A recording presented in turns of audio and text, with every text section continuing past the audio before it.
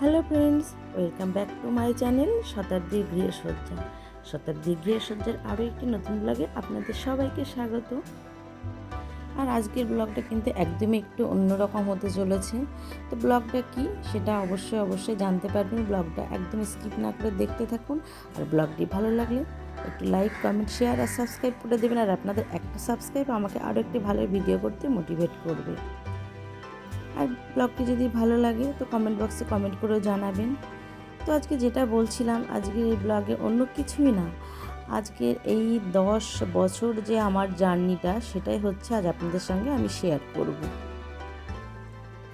Good morning বন্ধুরা, আশা করি আপনারা ভালো আছেন, আমিও ভালো আছি। এখন মর্নিং মানে বেশ খুব সকাল 6:30 বাজে। আর আজ থেকে হচ্ছে মেয়ের এক্সাম স্টার্ট। তো খুব সকাল মানে কি, আরও সকাল মোটামুটি 5টা নাগাদ থেকে ঘরের কাজে হাত দিয়েছি। মানে এখন কিন্তু ঘরের সমস্ত কাজই হয়ে গেছে, শুধু রান্নাটা বাদে। এখন স্নান করে নিয়েছি, নিয়ে আমি পুজো করতে ওপরে যাব। তো এই যে আমার মেয়ের স্টাডি টেবিলের ওপর যে ওর ঠাকুরগুলো থাকে আর কি, এগুলো ছোটো থেকে ওই ঠাকুরগুলোকে খেলতে শেষে এগুলো কিন্তু মানে কি বলবো, ওর চলার যেন সঙ্গী হয়ে গেছে এরকম একটা ব্যাপার। তা আমি পুজো করার সঙ্গে এই ঠাকুরের এখানেও প্রসাদ দিই। তো এই যে সকালে স্নান টান হয়ে গেছে, তার সঙ্গে যেটা কি মানে খুব সকালে কাজ শুরু করেছে। আগের দিন আমি ভিডিওতে দেখিয়েছিলাম আমার ছাদটা খুব নোংরা হয়েছে। আজকে ভোরে কিন্তু আমি ছাদটাও ক্লিন করে নিয়েছি, তার কারণে মেয়ে ভোরবেলা পড়ছিল। তো ও পড়ছিল যখন, আমি তখন ওপরে গাছে জল দিতে এসে ভাবলাম ছাদটা নোংরা হয়েছে, তো পরিষ্কার করা হচ্ছে না, তখন সময় হাতে ছিল, ততক্ষণে ঘরের কাজও হয়ে গেছিলো বলে আমি ছাদটাকেও আজকে পরিষ্কার করে নিয়েছি। তো ছাদটা পরিষ্কার করে বেশ ভালোই লাগছে। আর এখন ফুল তুলে নেব। আর কাজ বলতে কিন্তু শুধু রান্নাটাই বাকি আছে। আর এক দিদি ভাই বা আপু বা বোন যাই হোক আমাকে জানতে চেয়েছিলেন আমার মেয়ে কোন ক্লাসে পড়ে। আমার মেয়ে এখন ক্লাস 10-এ পড়ছে। তো যেটা কথা মানে আজ 10 বছর মানে 1-2 থেকে এই 10 পর্যন্ত, আর তার আগে 3 বছর আমার মেয়ে কিন্ডারগার্টেনে পড়েছে, যদিও সেটা খুব বাড়ির কাছে স্কুল ছিল। তো এই 13টা বছর মানে এমন কোনো দিন হয়নি মেয়ের এক্সামের সময় যায়নি বা আসেনি। মানে এক্সামের সময় প্রত্যেক দিনই ওর সঙ্গে যায় বা আসে। আর অন্যান্য দিনগুলোতে আগে তো যাতায়াত করতামই। মানে যখন 1 থেকে মানে যখন মানে ও নার্সারি থেকে কেজি পর্যন্ত পড়েছে, তখন তো আনা নেওয়ার একটা আলাদা ব্যাপার ছিল। তখন কোলে করে নিয়ে আসা, কোলে করে নিয়ে যায়, এই ব্যাপারটা ছিল। আর তার সঙ্গে যখন 1 থেকে মোটামুটি বছর 3 তখন যাওয়া আসা করেছি। তো আর তারপরে একটু বড় হতে আস্তে তখন রোজের না যখন দরকার পড়তো, গার্জেন মিটিং বা স্কুলের রেজাল্ট, নানান রকম ব্যাপার থাকে, তখন সেই সময় যাওয়া হতো মেয়েদের স্কুলে প্রোগ্রাম। আর পরীক্ষার কটা দিন কিন্তু মানে বছরে যে 3টে পরীক্ষা পড়ে, সেটা 4 দিন, 5 দিন, 6 দিন, 7 দিন যাই হোক না কেন, একদম পরীক্ষার সময় মেয়েকে সঙ্গে করে নিয়ে যায়, ছুটির সময় বাড়ি আসি, এটাই করতে থাকি আর কি। তো যাই হোক, আপনাদের সঙ্গে কথা বলতে কিন্তু আমার পুজো আর রান্নাবান্না আজ খুব হালকা পাতলা করেছি, তার কারণ একটু বড় হয়ে গেছে পরীক্ষা বলে একটু তো টেনশান থাকে। তো যাই হোক, মোটামুটি রান্নাবান্না করে খেতেও দিয়েছি। আর এই পরীক্ষার কটা দিন একদম স্কুল গাড়িতে পাঠাই না আর কি, বাড়ির গাড়িতেই নিয়ে আসা যাওয়া করি। তাতে হয় কি ওর একটু রিল্যাক্স হয় আর কি। আর একটু দেরি করে বেরোতে পারে, মানে বাড়ির গাড়িতে গেলে একটু দেরি করে বেরোয়, আর স্কুল গাড়িতে হলে খুব তাড়াতাড়ি একদম টাইমের মধ্যে বেরোতে হয়। সেক্ষেত্রে ওর একটু হুটোপাটি হয়ে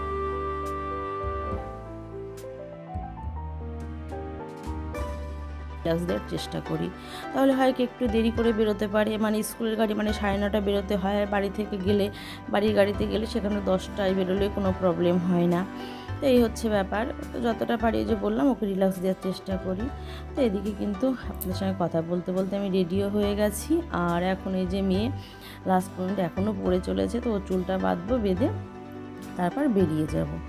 তো এই যে বেরিয়ে পড়েছি। তো হ্যাঁ, যেটা বলছিলাম আমার 10 বছরের জার্নি বলতে, মেয়েকে যখন প্রথম স্কুলে ভর্তি করি, তো তার আগে ভর্তি করার সময় মানে কলকাতায় কিন্তু প্রায় 10-12টা স্কুলে ফর্ম তুলেছিলাম। তো কোথায় ভর্তি করব, কী করব, এটা একটা ভীষণ টেনশনের ব্যাপার ছিল। তখন স্কুল সিলেক্টটা কিন্তু পড়াশোনার ক্ষেত্রে একটা বড় ব্যাপার থাকে। তো যাই হোক, মোটামুটি স্কুল তো সিলেক্ট হলো। তো প্রথম যেদিন আমি হাজব্যান্ডের সঙ্গে, মেয়ে আমার তখন কোলে করে, তখন এই মানে কত হবে 4 বছর বয়স হবে এরকম। তো যাই গিয়েছি। এবার স্কুলের আগে যখন হেঁটে যাচ্ছি, তো ভাবছি বাবা এখানে আমি মেয়েকে নিয়ে আসতে পারবো? তো আমি তখন আমার হাজব্যান্ডকে বলছি, তুই এই স্কুলে ভর্তি করছো তুমি মেয়েকে, আমি কি চিনে আসতে পারবো? সত্যি কথা বলতে তখন খুব একটা বাড়ির বাইরে বেরোতাম না তখন। আহ, খুব কম, মানে আর গেলেও হাজব্যান্ডের সঙ্গে, কিন্তু স্কুল ব্যাপারটা যখন, তখন তো আমার বুঝতে চাইছি সবাই, মানে সব মা বাবার দেখতাম আর কি, মায়েরাই আনা নেওয়া এগুলো করে থাকে, আর যেখানে বাবারা সবসময় তো কাজের সঙ্গে যুক্ত থাকে, তো সেটা সম্ভব না যে বাবারা দেয়া নেওয়া করবে, আর আমার হাজব্যান্ডের পক্ষে তো সম্ভবই নয়। তো কোনো দিন খুব সকাল সকালেও বেরোয়, কোনো দিন একটু বেলা করে বেরোয়, তো সমস্তটা আমাকে দায়িত্ব নিতে হবে, সেই ভেবে আমি এগোচ্ছি আর কি।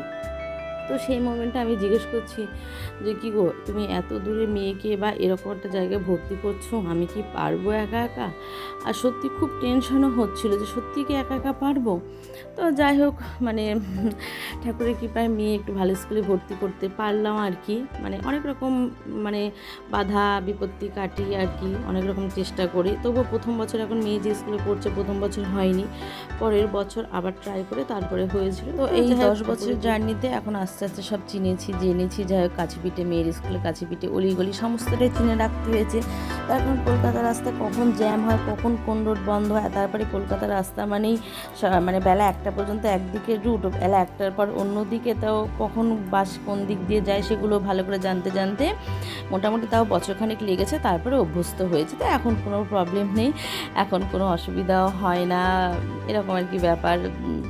অনেক দিনও হয়েছে হয়তো রাস্তায় বাসে উঠেছি, তো সেকেন্ড ব্রিজ বা হুগলি সেতুর ওখানে বাস খারাপ, আবার বাস চেঞ্জ করতে হবে, দাঁড়িয়ে পড়েছি, মানে এরকম টেনশন হয়নি এখান থেকে কী করব, বা কোনো সময় রেড রোডেও গাড়ি আটকে গিয়েছে কী করব, তখন যেভাবে হোক গেছি, এইগুলো ধাতস্থ হয়েই গিয়েছি। তো প্রথম প্রথম ভাবতাম পারবো কি পারবো না, বাড়িতে মা বাবা বলতো কী রে পারবি তো, তখন এই টেনশনটা হতো, কিন্তু আজ সাহস করে মোটামুটি সবটাই পেরে গেছি। তো মেয়ের প্রায় তো স্কুলিং তো মানে পার্টটা শেষই হতে হলো, আর 2 বছর। তো এই যে আমার 10 বছরের জার্নিটা কিন্তু আপনাদের সঙ্গে শেয়ার করলাম। মানে এইটা আমার কাছে প্রথম কথা কিন্তু খুব সহজ ছিল না, কিন্তু যাক এখন সহজ ছিল না সেটাও যেমনি ঠিক, তারপরে কিন্তু ব্যাপারটা অভ্যস্তও হয়ে গেছিলাম। আবার আজ সেই মানে আমার পথ চলাটা কিন্তু শেষের দিকেও প্রায় চলে এসছে। মানে আমরা মেয়েরা পারি না এমন কিছু হতেই পারে না, আর এটা তো করতেই হবে। তার কারণ মেয়ের ভবিষ্যৎ তো আমাকে নিজে হাতে, যদি আমি সেটা না এগোতে পারি বা আমি নিজে হাতে যদি মেয়েকে না এগিয়ে নিয়ে যাই, সেটা সম্ভব নয়। তো এখন তো কোনো ব্যাপারই না, এইসব রাস্তাঘাট পথ চলতে কোনো অসুবিধাই হয় না, সব কিছু একদম নিজের মতো করে চলতে পারি, কোনো অসুবিধাই নেই। আর আজকে এই যেহেতু গল্প করছিলাম, তো গল্প করতে করতে কিন্তু প্রায় মেয়ের স্কুলের কাছে চলে এসেছি। আমার রাস্তাঘাট কিছু আর শেয়ার করা হলো না, তবে এই যে বলি একটু বাদিকে যে ঘোড়ার গাড়িগুলো দেখলেন, এগুলো ভিক্টোরিয়ার ঠিক উল্টো দিকে যে ঘোড়ার গাড়িগুলো। আগে কি মানে প্রথম প্রথম তখন খুব ঘুরতাম বেড়াতাম, এখন কিন্তু একদমই আর ভালো লাগে না এগুলো, মানে রোজের আর কি ঘুরবো চড়বো, এখন তো এটা আমার রোজকার মানে ব্যাপার হয়ে গেছে, দেখা যাওয়া আসার সামনে দিয়ে যাতায়াত করি। তো ওই যে যেতে বাঁ হাতে গাড়িগুলো দেখলাম, আর ঠিক ডান হাতেই হচ্ছে ভিক্টোরিয়ার, আমি এখন ভিক্টোরিয়ার ঠিক সামনে দিয়ে যাচ্ছি।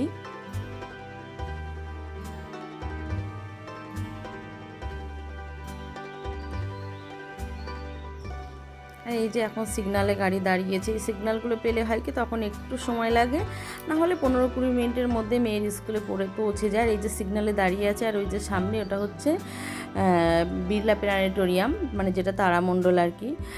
তো এখানেও ছোটোবেলায় মেয়েকে খুব নিয়ে এসেছি, তো এখন আর অতটা, মেয়েও বড় হয়ে গেছে, অতটা আর কিছু না। আগে যেন রবিবার দিন বা শীতের সময় ঘুরতে বেড়াতে এলে তখন বিকেলের শোতে, দুপুরের শোতে আসা হতো, এই আর কি, এখন আর অতটা আসা হয় না। আর এই যে কিছু কিছু জিনিস যেরকম 42 building, second bridge, Howrah bridge, এগুলো কিন্তু সবই আমি বাড়ি থেকে দেখা যায়। ওই যে 42 বিল্ডিং যেটা, মানে এই যে 42 building, second bridge, Howrah bridge, এগুলো কিন্তু সবটাই আমার বাড়ির ছাদ থেকে দেখা যায়। তো সেটা পারলে আমি বাড়ি গিয়ে অবশ্যই আপনাদের সঙ্গে শেয়ার করব।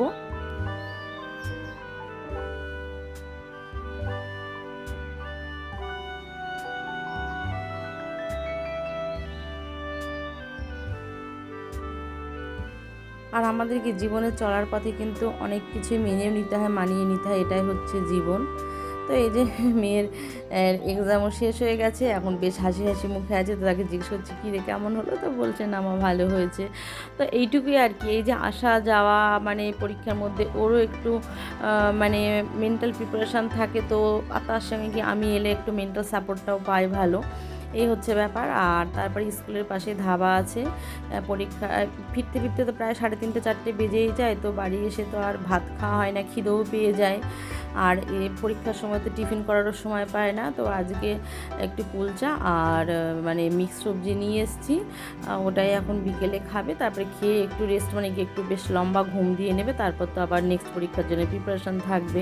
আর পরীক্ষা কটা দিন ওরও যেমন পরীক্ষা থাকে, চাপ থাকে, আমারও তার সঙ্গে থাকে, কিন্তু আমি আর ও তো সমান না, ওর তার সঙ্গে তো একটা মানে কি বলবো মানসিক চাপও থাকে, তার কারণ ও নিজে পরীক্ষা হলে বসে পরীক্ষা দিচ্ছে। এখন ক্লাস 10 মানে যথেষ্টই সিরিয়াস হয়ে গেছে, এখন তো ছোটো নয় যে আমাকে বলে বলে করাতে হবে। হ্যাঁ, হয়তো দেখিয়ে দিই কোনটা কী করলে ভালো হবে, কী হবে না হবে, এটা করতে হবে না ওটা করতে হবে, পড়া ধরা, মানে কিভাবে কী করলে ভালো হবে সেইগুলো তো চলতেই থাকে, মায়েরা করেই থাকে, এগুলো আলাদা করে বলার কিছু নেই। তো যাই হোক, খাবারটা দিয়ে দিই মেয়েকে, তার কারণ তাড়াতাড়ি খাওয়া দাওয়া করে আবারও একটু রেস্ট নেবে।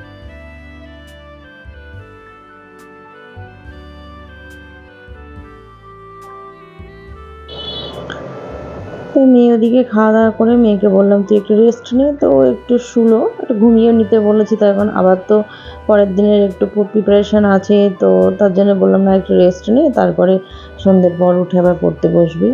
তো আমিও একটু খাওয়া দাওয়া করে তারপরে এই যে ছাদে এলাম। আর এখন একটু বেশ মেঘলা মেঘলা হয়ে আছে, আর প্রায় সন্ধ্যেও হয়ে এসছে, তো মেঘলা মেঘলা হয়ে আছে, তো এখন গাছে একটু জল দিয়ে নেব। আর যেটা কথা, মানে এই যে ছাদে এসছি, তো ভাবলাম না আপনাদের সঙ্গে একবার শেয়ারও করে নিই আমার বাড়ি থেকে এই যে হাওড়া ব্রিজ, সেকেন্ড ব্রিজ বা 42 কীভাবে কি দেখা যায়, সেটা ভাবলাম একবার আপনাদের সঙ্গে শেয়ার করব। তো চলুন একবার দেখানোর চেষ্টা করি কতটা কি দেখা যায় আমার ছাদ থেকে। খুব আবছা, আর একটু এখন কিন্তু বেশ সন্ধে সন্ধে হয়ে গেছে, তো এটা আর একটু বিকেল বিকেল হলে ভালো বোঝা যেত। তো এখন সন্ধে সন্ধে হয়ে গেছে, হয়তো একটু আবছা আবছা বোঝা যাবে, তবুও বোঝা যায়। তো ফার্স্টে আমি আপনাদের সঙ্গে দেখাচ্ছি হাওড়া ব্রিজটা। ওই যে দুটো নারকেল গাছের মাঝখানে যে দেখা যাচ্ছে আবছা আবছা, ওটাই হচ্ছে হাওড়া ব্রিজ। আর রাত্রিবেলা লাইট জ্বলে, তখন ছাদ থেকে রাত্রিবেলা একটু ভালো বোঝা যায় যে ওটা হাওড়া ব্রিজ। আর যখন আমি কোয়ার্টারে থাকতাম, তখন কোয়ার্টারের ছাদ থেকে আরও পরিষ্কার, তখন এটা তো 3 তলার ছাদ, আর তখন ওটা 4 তলার ছাদ ছিল, আরও ভালো দেখা যেত। আর এই যে এদিকে এখন সোজা চলে যাচ্ছি হচ্ছে 42 বিল্ডিংটা দেখাতে। এটা অ্যাকচুয়ালি 42 নামে পরিচিত, যত দূর সম্ভব শুনেছি এটা 56 ফ্লোর অবধি আছে, কিন্তু এটা 42 বিল্ডিং নামেই পরিচিত। আর এই যে হাওড়া ব্রিজ, মানে 42 বিল্ডিং, সেকেন্ড ব্রিজ, এগুলো কিন্তু সবই কলকাতা, মানে এগুলো বিখ্যাত বিখ্যাত জায়গাগুলো তার মধ্যে পড়ে। তা ওই যে সোজা দেখা যাচ্ছে লম্বা যেটা ছায়া, ওটাই হচ্ছে 42 বিল্ডিং, যেটা আমি সকালবেলা মেয়ে স্কুল যাওয়ার সময় আপনাদের দেখিয়েছিলাম। তা ওই যে 42 বিল্ডিং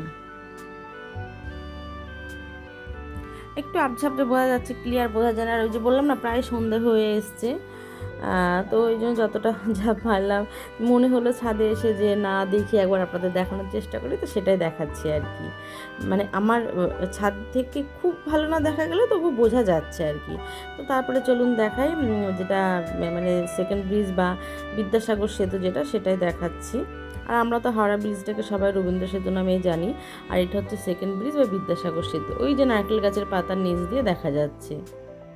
আর এটা কিন্তু আমার যখন কোয়ার্টারের ছাদ থেকে দেখতাম, মানে ব্রিজের ওপর দিয়ে যে গাড়িগুলো যেত সেই লাইটগুলো অবধি দেখা যেত।